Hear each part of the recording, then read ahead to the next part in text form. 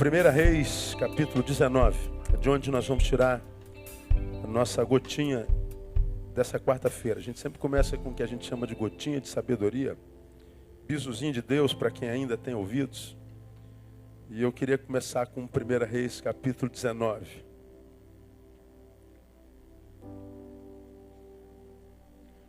Primeira Reis, capítulo 19, você conhece bem esse texto.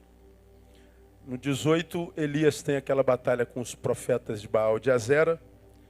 450 profetas de Baal e 400 de Azera. Eram 850 contra um mais Deus. Um mais Deus é sempre maioria. Por isso Elias venceu os 850 profetas de Baal. Envergonhou-os e levou-os todos à morte. No dia seguinte, Acabe informa sua esposa Jezabel o que tinha acontecido. Um profeta, sozinho, envergonhou 850 de seus profetas e os matou.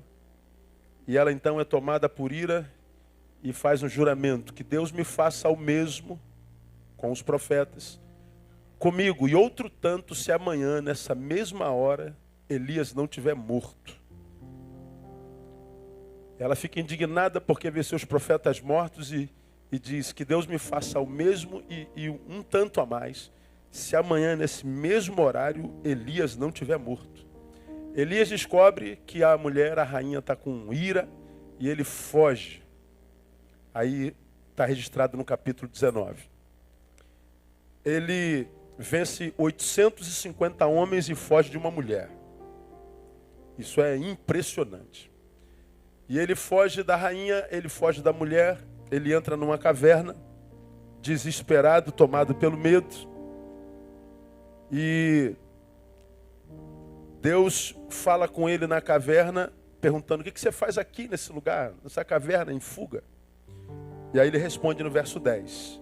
1 Reis 19, 10. Respondeu ele: tenho sido muito zeloso pelo Senhor Deus dos exércitos, porque os filhos de Israel deixaram o teu pacto, derrubaram os teus altares, mataram os teus profetas à espada, e eu, somente eu, fiquei, e buscam a minha vida para me atirarem. Ele repetiu: o que você faz aqui, Elias? Tenho sido muito zeloso pelo Senhor Deus dos exércitos, porque os filhos de Israel deixaram o teu pacto, derrubaram os teus altares, mataram os teus profetas à espadas, e eu, somente eu fiquei, e buscam a minha vida para me atirarem. Amém, amados? Sentem um pouquinho.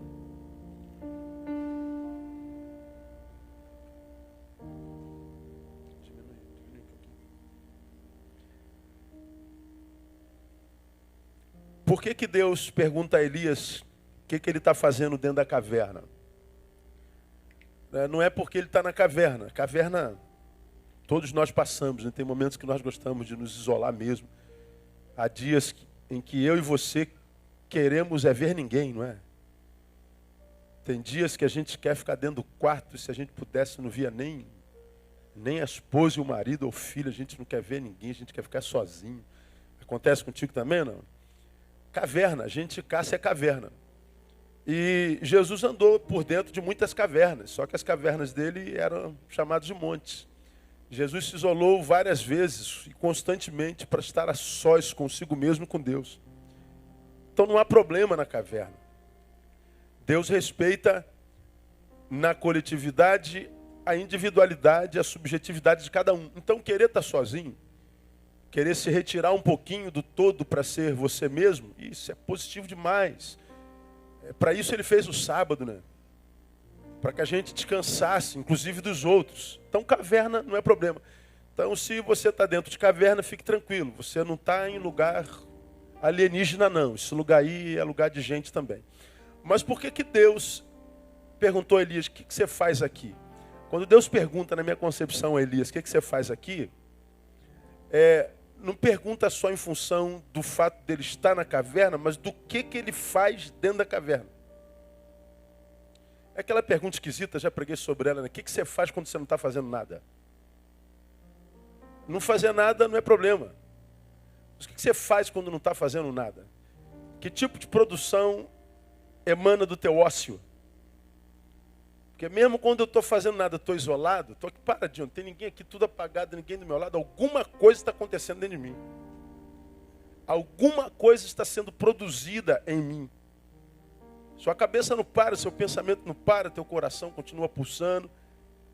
As nossas interioridades continuam em movimento. Nem quando a gente dorme a gente para, a gente está em ebulição noturna. Quando Deus pergunta, o que você está fazendo nesse momento que você não está fazendo nada, Elias, dentro dessa caverna? Não fazer nada na caverna, tudo bem, Elias, mas o que você está fazendo aí, Elias? Não me parece legal. O que Elias estava fazendo? Elias estava orando. Uma oração esquisita em função de algo que ele permitiu habitasse seu ser. Que oração foi essa? Está no versículo 4, você lembra? Ele, porém, entrou pelo deserto caminho de um dia, foi sentar-se debaixo de um zimbro e pediu para si o quê?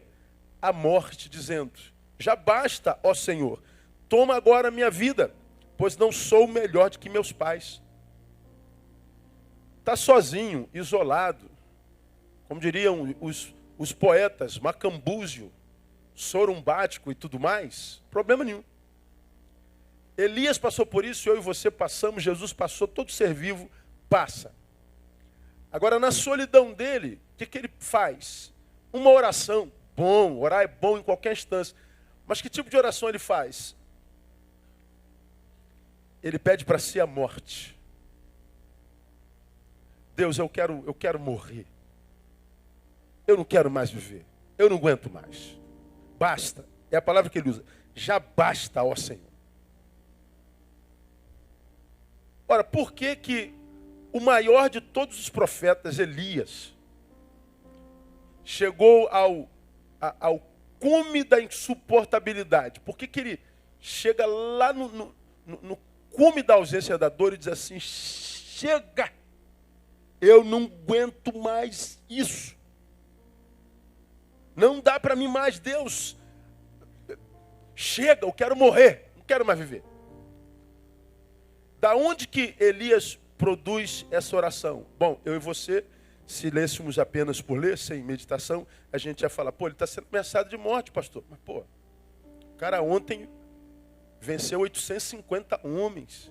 Ele viu ontem o fogo descer do céu e consumir o holocausto. Você conhece o texto. Você viu que o texto no capítulo 18 diz que toda Israel se reuniu na praça para ver a batalha campal entre os profetas de Baal e o profeta de Jeová.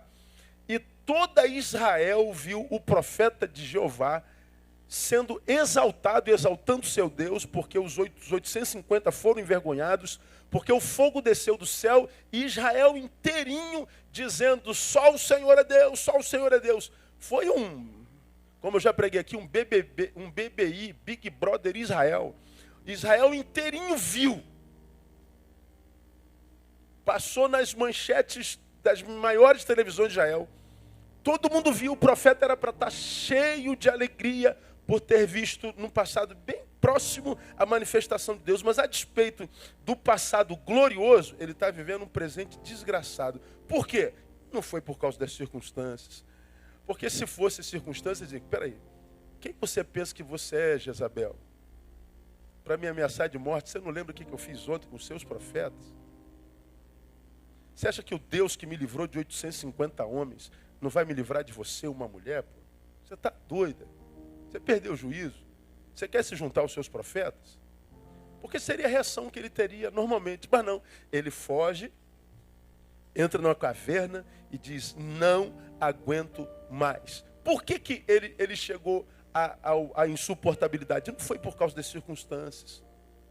O texto é muito claro em dizer isso. Nós lemos o versículo 10, não lemos?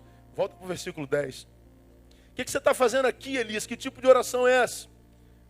Aí ele diz, tenho sido muito zeloso pelo Senhor Deus dos exércitos. Ele começa dizendo, eu tenho sido zeloso pelo Deus dos exércitos. Aí ele começa falando, porque os filhos de Israel deixaram teu pacto, derrubaram teus altares e mataram teus profetas à espada. Ele se compara com os outros. Ele se vê como um super crente cheio de poder, mas a irresponsabilidade dos outros, a maldade dos outros, a perversidade dos outros, a carnalidade dos outros, o atingiu de tal forma que nem o passado de glória conseguiu manter saudável o seu presente.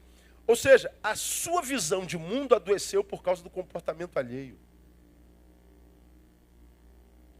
Não foi Jezabel, não foi ameaça de morte. Ó Deus, eu tenho feito tudo certinho, bonitinho, mas olha só. Olha no que está se transformando essa nação. Olha aí teus filhos, olha aí teu povo, olha essa gente, olha o mundo como é que está. Olha a cidade, olha o comportamento dessa gente, meu Deus do céu, eu não aguento mais isso. Ele se compara com o todo, se aprova, mas a despeito de se aprovar como um homem zeloso, ele não suporta a reprovação alheia. Ou seja, o comportamento dos outros adoeceu a sua visão da vida. E porque o comportamento dos outros adoeceu a sua visão da vida, a vida dele se tornou insuportável. Não porque a vida dele era insuportável, mas porque a visão dele a respeito da vida adoeceu. Porque um camarada que ontem enfrentou 850 homens no meio de uma nação inteira e teve uma vitória que glorificou a Deus de tal forma, sabia, portanto, na prática quem era o seu Deus e que não havia exército de 1000 homens que pudesse detê-lo. Então, não havia por que o presente ser tomado por medo, por angústia, porque qual certo. Não. Mas o que o adoeceu? O comportamento dos outros. Bem, só eu fiquei. Esse só eu demonstra claramente que a visão do profeta sobre a vida adoeceu. A vida continua a mesma. Mas a visão que ele tem dela deforma. Somente eu. A prova da deformação, dessa distorção de visão, está no 18. Todavia deixarei em Israel quantos?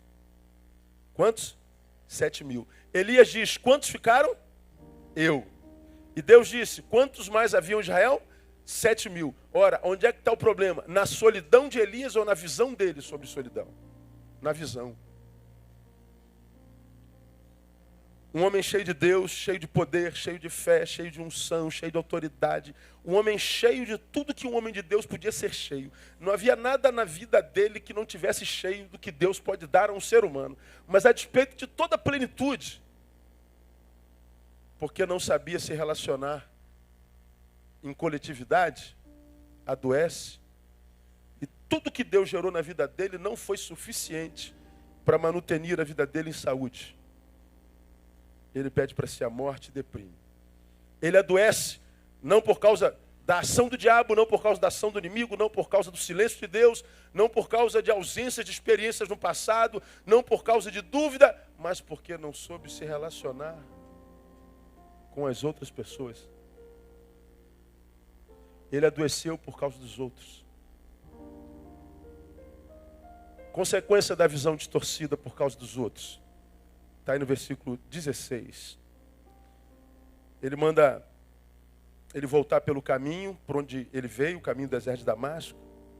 Aí no versículo 16 diz assim, a Jeú, filho de Ninzi, ungirás para ser rei sobre Israel, bem como a Eliseu, filho de Zafate, de Abel Meolá, ungirás para ser profeta em teu lugar.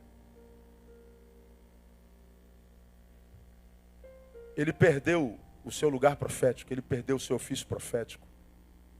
Ele foi substituído por Deus. Ele viveu o que eu tenho chamado de interrupção de processo existencial. Ele vinha bem até ontem, cara. Cheio de glória, de poder e de experiências com Todo-Poderoso. Mas a visão dos outros, o comportamento dos outros adoeceu a sua visão de vida. E porque os outros influenciam mais a ele do que o próprio Deus e a história, então Deus interrompe o seu processo existencial e diz, acabou, Elias. Volta e unge a Eliseu para ser profeta no teu lugar.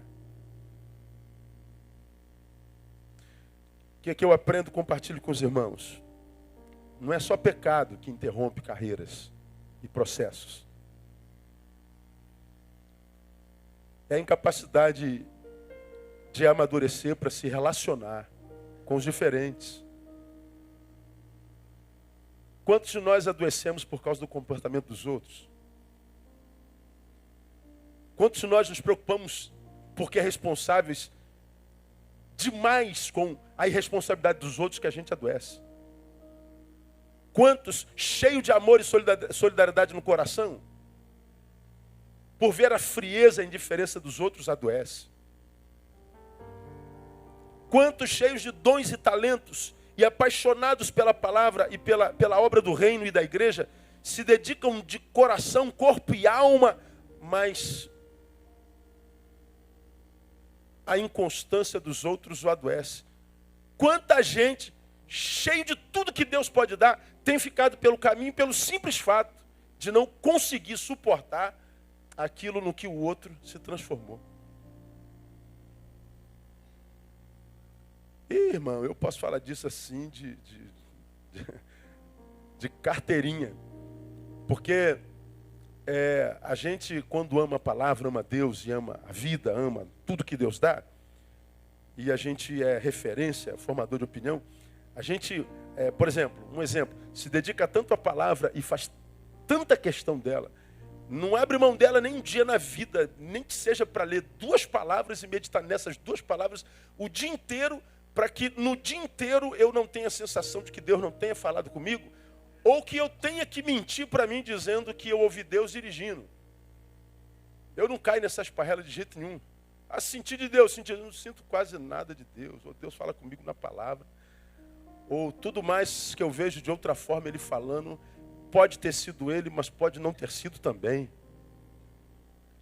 Então eu prefiro me dedicar à palavra. Eu sei que toda a terra está cheia da glória de Deus. Mas quando eu estou na palavra, eu sei que não há dúvida, é Ele que está falando.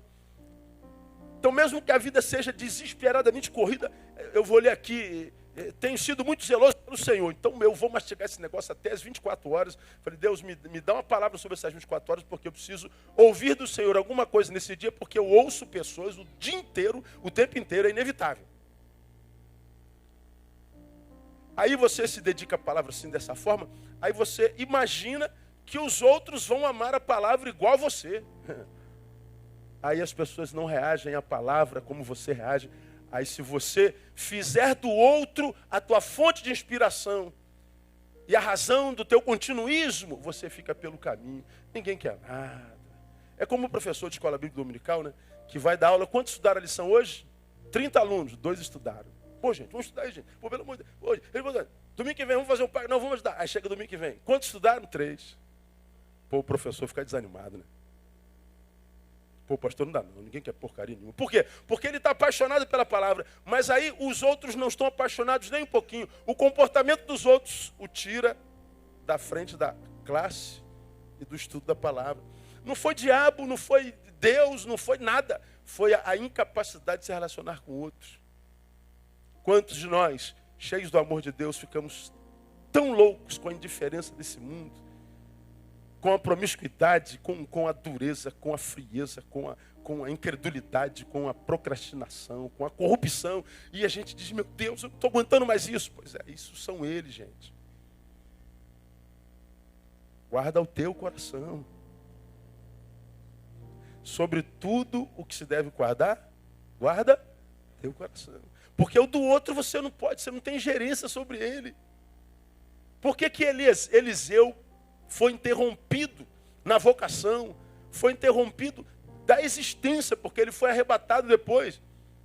Por que que ele teve, uma vez que fugiu covardemente, teve que voltar humilhantemente e ungir alguém para ficar no seu lugar? Não foi porque Deus o abandonou, a história estava fresca da manifestação de Deus.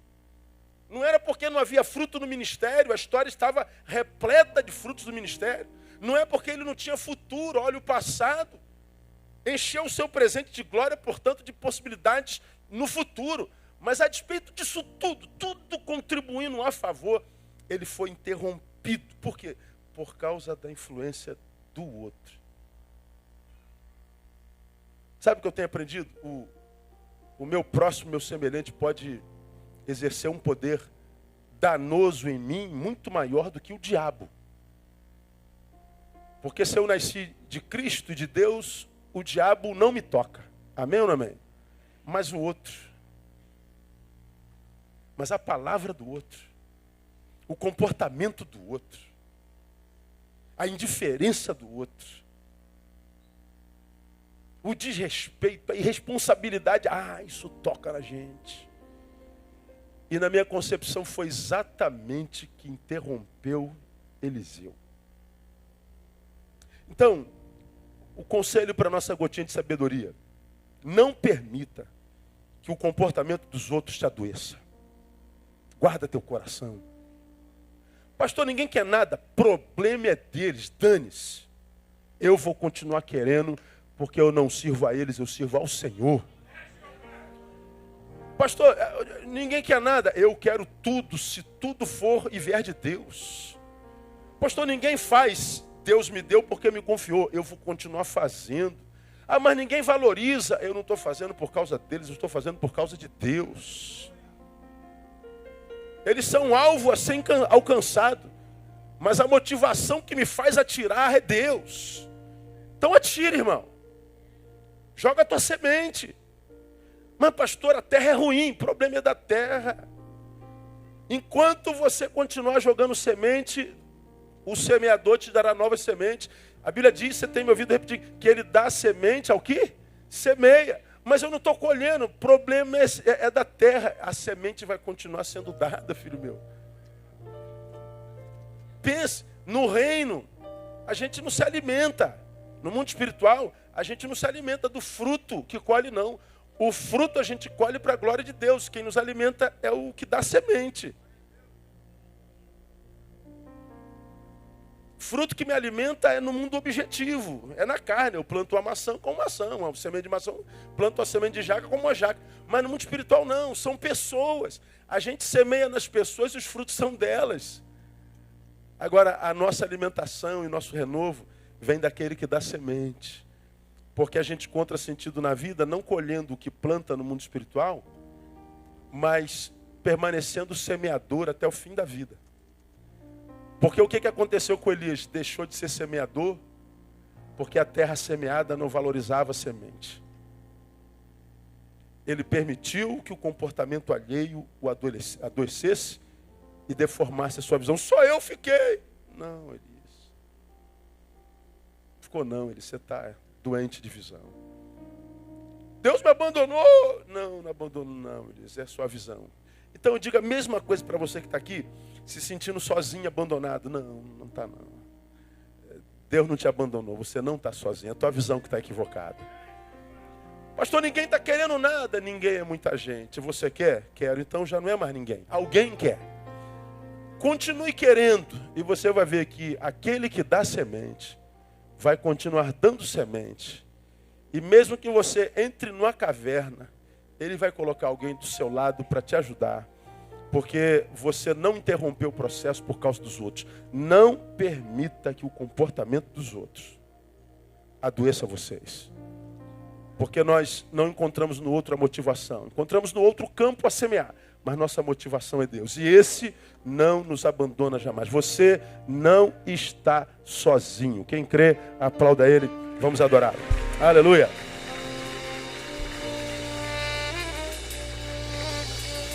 Oh, aleluia. Glória a Deus. Obrigado, Deus. Bom saber que nós não estamos sozinhos, nunca. Quando, Pai, nossa visão adoecer, tem misericórdia de nós. Não permita que os teus filhos, nós, cheguemos ao lugar onde Elias chegou, ao ponto de pedir para nós a morte, imaginando que a vida não é boa por causa da visão que temos dela. Sabemos que a vida é dádiva do Senhor e não há nada que o Senhor nos dê que não seja bom para nós. Por isso, ó Deus, te pedimos nessa noite que esta seja uma noite de restauração de visão.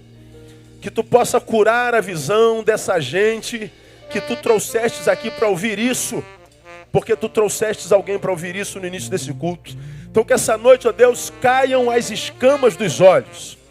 E que os teus filhos passem a ver claramente que a vida é boa e que porque somos teus, nela nunca estaremos sozinhos. Aleluia. Continua a ministrar o nosso coração. Que a tua palavra seja alimento para o nosso ser e alma nessa noite. Que a tua palavra nos ponha de pé. Que a tua palavra nos dê norte novamente. Seja lâmpada para os nossos pés e luz para o caminho. Que a nossa vinda aqui nessa noite não tenha sido vã, mas que pelo contrário, seja uma bênção na vida do teu povo. Estamos erigindo um trono de louvor a Ti. Assenta-te sobre o trono dos louvores de Betânia. Recebe honra, glória, louvor e adoração e gratidão do Teu povo, em nome de Jesus. Amém e aleluia. Aplauda Ele, o melhor aplauso, e vamos adorá-lo.